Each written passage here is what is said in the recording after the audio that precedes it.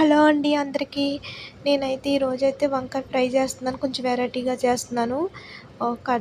రౌండ్‌గా కట్ చేసుకున్న దాంట్లో ఉప్పు, కారం, పసుపు, గరం మసాలా, అల్లం పేస్టు, ఓట్స్ తీసుకున్నానండి. ఒక స్పూన్ ఆయిల్ కూడా వేసుకోవాలి ఇందులోని.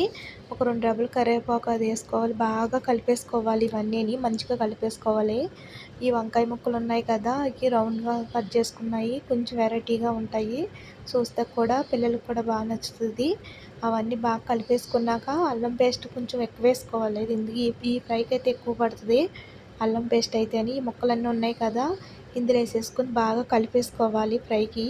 కలిపేసుకుంటే ఎంత ఎంత బాగా కలుపుకుంటే అంత బాగుంటుంది. అలాగే చాలామంది మన దగ్గర డబ్బులుంటే మాత్రం అందరూ ఇంకా ఆళ్ళతో ఏది చేసినా మంచోళ్ళు అంటారు. ఇంకా డబ్బు ఎప్పుడు లేదో అప్పుడు మన దగ్గర మంచోళ్ళు కాదు అది ఇది అని అంటారు మనల్ని. డబ్బుంటే మాత్రం ఇంకా అందరూ దగ్గరోళ్ళు అవని దూరమోళ్ళని దగ్గరికి వచ్చేస్తూ ఉంటారు.